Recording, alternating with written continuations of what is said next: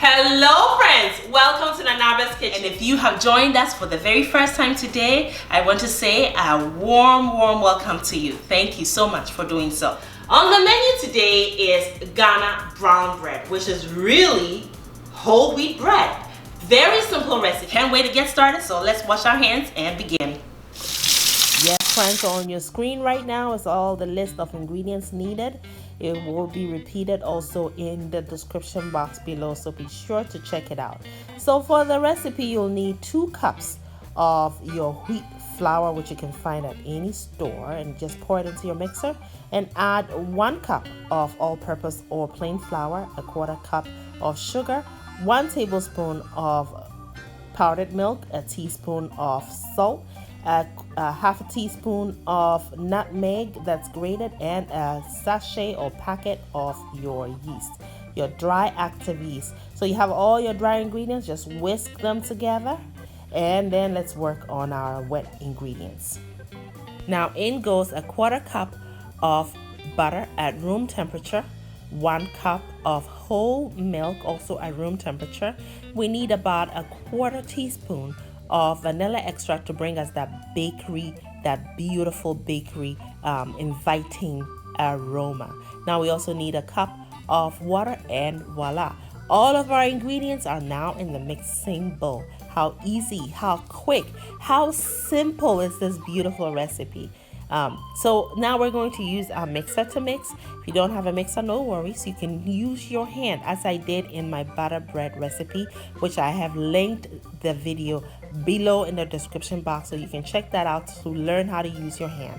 Now when you're mixing, you want to always start at the lowest setting, or else you will end up with a bath of flour.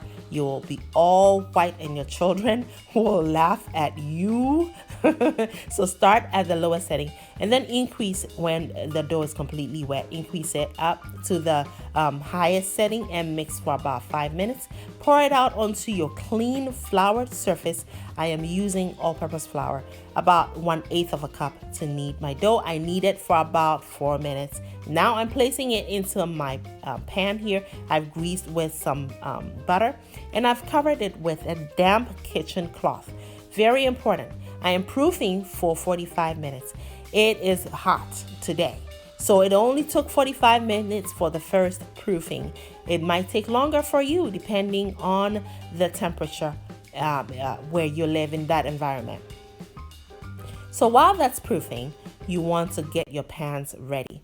I grease them with some butter and also sprinkle some flour and make sure it's completely coated with the flour. After 45 minutes, our dough is ready. See how soft it is? Take it out, deflate it, and you notice that it's more on the wetter side. No worries.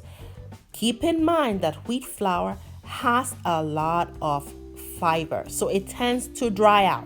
So you want your dough to be on that wet side. Otherwise, you end up with very dry loaves. We don't want that. We want them to be nice and moist, chewy and delicious. That's what we're going for.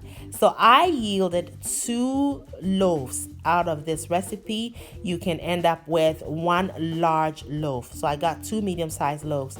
Depending on your pan size, you just decide what kind of loaf you want. So I cover it with my cling film, and then I also cover it with the damp kitchen cloth, again, to prevent it from drying out, because we're baking wheat bread here. It will dry out on you. Now, while that's happening, we're proofing a second time, this time for only 30 minutes. Again, just check and make sure it's doubled or tripled in size. That's the indication you want. All right, so after 30 minutes, I was ready to bake. I preheated my oven at 325 degrees Fahrenheit. And look at that. They are ready to go into the oven. I am baking for only 20 minutes because these are 2 medium-sized loaves. If you're baking a large loaf, so if you end up making 1 loaf out of this recipe, please bake for about 30 minutes, okay? So perfect 20 minutes, as you can see, is what it's going to take. And I placed some water in the oven to create that moisture to prevent the bread from getting dried up as it bakes. And voila, 20 minutes later, here is what we have.